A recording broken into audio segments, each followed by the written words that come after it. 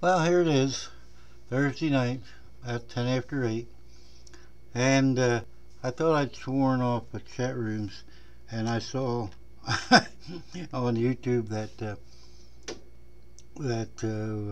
news unit was having a chat on the zooming uh, increase in the price of copper, and according to him, it's up 200 to 300% since the first of the year.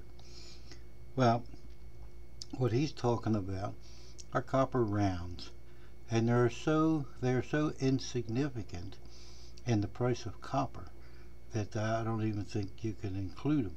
That they may make up 1,000th of the copper used, and maybe not even that much.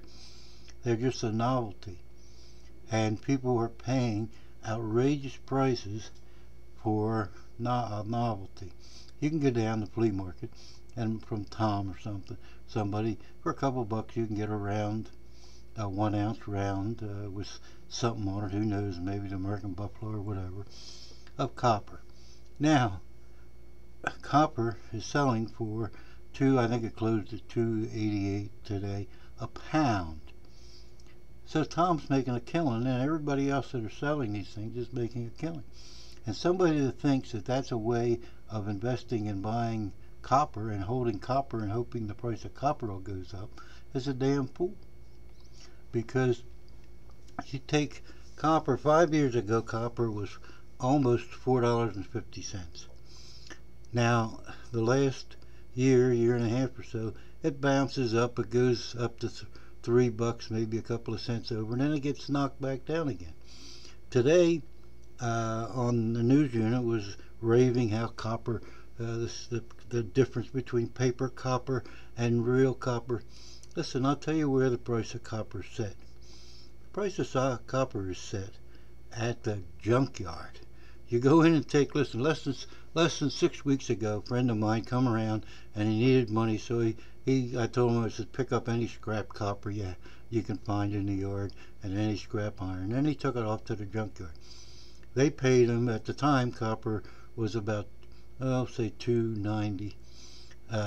They gave him $1.98 a pound for copper. Okay, now those are the people that set the price of copper. China uses 40% of all the mined copper in the world, and China is cutting back. They're not building the stuff that uses vast amounts of copper anymore. Their housing market is in a bubble. They're building these excess cities with nobody in them.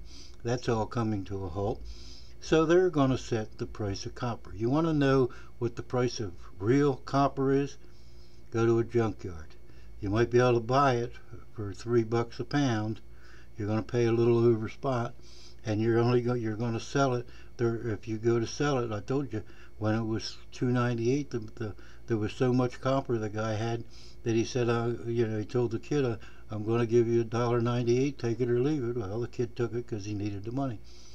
But copper and buying in copper rounds, thinking copper is going to go up. Now, what News Unit did, in his usual lunatic exaggeration of things, was he showed a chart that started out today, and the bottom of the chart was, we'll say 280, and then the top of the chart was 8 cents higher. So the chart looked like the Rocky fucking Mountains. It looked like copper had taken off in a goddamn rocket, and there was no end to it. Well, when you start at 280 and you only show the difference between from 280 to 288, you can draw any kind of rocket you want. But the truth is that copper is going to be in this $3 range for a long time, because there's the majority user in the world now is and has been China, and they're cutting back. Now, you had, when Kennecott, the largest copper mine in the United States, was shut down about 18 months ago due to a huge landslide, it didn't even affect the price of copper, because there's so much copper above ground, so much copper stored. Now, the thing that might affect the price of copper is the largest copper mine in the world is in Chile, and they think that the ore is getting so thin that maybe in 4 or 5 years they might close it. Now, that might have an effect on copper, but it won't have an effect on copper unless there is increased usage of it. Okay? Now, all this talk about crazy copper's going through the fucking roof. If people go out there and invest in a damn round, 1 ounce round of copper, they might be to the end of time just to be able to sell that. You can buy it, and you can maybe pay $3-4 for an ounce of copper, but go back and try to sell it and see where you get it. The price of copper is set at the junkyard, and the price of copper is the paper copper and the regular copper are almost identical. So don't get carried away because of the way they manipulated the silver market. Copper market isn't manipulated in that fashion because there's too much copper available. And by all means, don't use News Unit as your source.